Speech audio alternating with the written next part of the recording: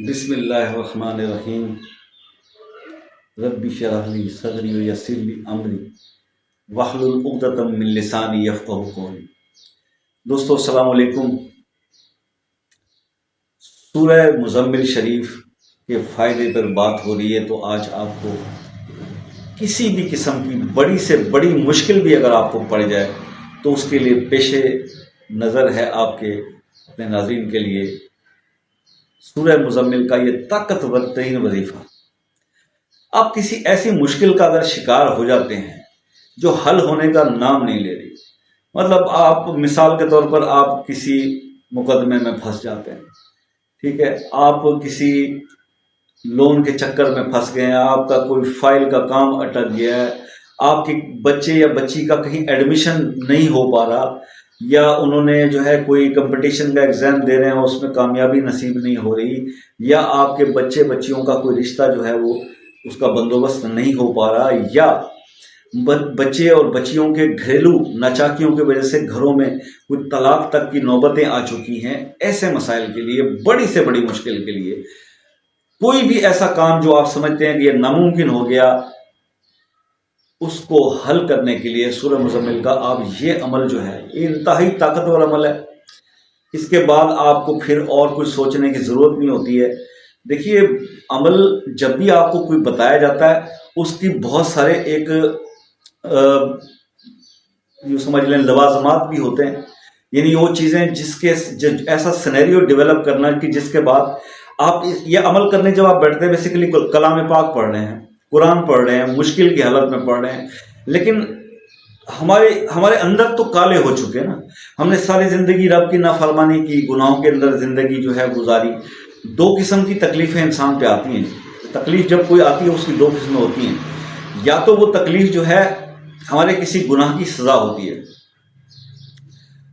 اللہ ہم سے ناراض ہوتا ہے تو گناہ پہ سزا ملتی ہے، اور یا پھر وہ ہمارے لیے ایک آزمائش ہوتی ہے، اللہ تعالیٰ اپنے نیک بندوں کو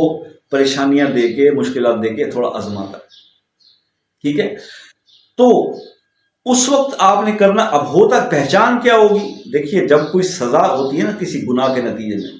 تو جب مشکل پڑتی ہے تو انسان اللہ سے دور ہو جاتا ہے قریب ہونے کی بجائے، اور زیادہ گناہوں میں دھستا چلا جاتا ہے۔ جبکہ جو آزمائش والی سچویشن ہے وہ ایسی بنتی ہے جب آپ کو پریشانی آتی ہے تو پھر آپ کا رجوع اللہ کی طرف ہو جاتا ہے، آپ اور زیادہ عبادت کرنے لگتے ہیں، اور زیادہ وظائف کرنے لگ جاتے ہیں۔ یہ اس کو کہتے ہیں، یہ آزمائش ہے، ٹل جائے گی۔ اللہ تعالیٰ راضی ہوں، خوش ہوں تو یہ آزمائشیں جو ہے وہ خوشی اور راحت میں بدل جاتی ہے اور دور ہو جاتی ہے۔ تو یہ تو آپ کو سمجھ میں آ گیا کہ آزمائش اور گناہ، اب آزمائش ہو یا کسی گناہ کی سزا ہو، سب سے پہلی چیز تو یہی کہ اللہ کو راضی کرنا ہے،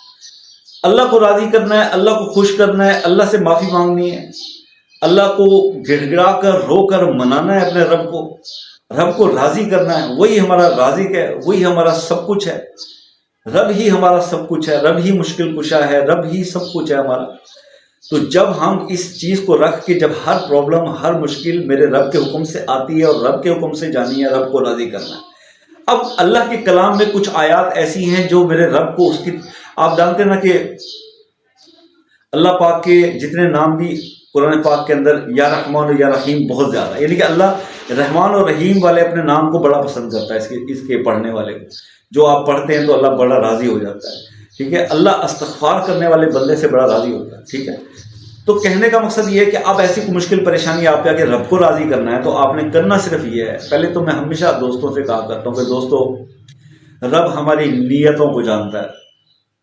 جب آپ کسی نیک کام کی نیت کرتے ہیں نا تو آپ کا ثواب لکھ لیا جاتا ہے، گناہ جب تک آپ سے سرزد نہیں ہو جاتا تب تک نہیں لکھا جاتا۔ اور وہ بھی یہ جو نیکیاں لکھنے والا فرشتہ ہوتا ہے نا، یہ برائیاں لکھنے والے پہ سردار ہے، اس کو روکتا رہتا ہے کہ ٹھہر جا، بھی نہ لکھی شاید، یہ اس طرح وہ 5 گناہ تک اس کو روکے رکھتا ہے، پھر جا کے، کیونکہ تاکہ وہ کہتا ہے ٹھہر، یہ کوئی نیکی کر لے تو یہ لکھنے کی ضرورت نہیں پڑے گی، سمجھے؟ اتنی رحمان کی مہربانیاں ہمارے رب کی ہم پر ہیں۔ تو خیر، آپ نے کرنا یہ ہے کہ توبہ طائب ہو کے بھائی اپنی نماز قائم کریں، 2 صلاۃ التوبہ پڑھیں، اللہ سے استغفار کی تسبیح پڑھیں، اللہ تو معاف کر دے گا، آپ کے سمندر کی جھاگ کے برابر بھی گناہ اللہ معاف کر دیتا ہے۔ اور جب آپ نے توبہ کر لی اور آپ نے کہا یا اللہ آج کے بعد میں نے اپنی کوئی نماز قضا نہیں کرنی، میں قضا پچھلی بھی پڑھوں گا، تو بس وہ بھی ختم ہو گیا سلسلہ۔ تو بس آپ پھر وہ ہو گئے کہ آپ جیسے نئے نکور ہو گئے آپ، سارا کچھ آپ کا صحیح ہو گیا، اب اس کے بعد آپ یہ وظیفہ کریں۔ سورہ مزمل شریف آپ نے عشاء کی نماز کے بعد 21 بار پڑھنی ہے، اول آخر 3 بار درود شریف بھی پڑھ لیں، 21 بار یہ آپ نے عمل کرنا ہے۔ آپ 21 دن کر لیں، پہلے ہی کام ہو جائے گا، لیکن کام پہلے ہو بھی جائے بھائی، اس کو 21 دن پورے کر لینا۔ اس کے 21 دن پورے کرنے کے اندر جو مسئلے آتے ہیں وہ آپ کی سوچ سے باہر ہے۔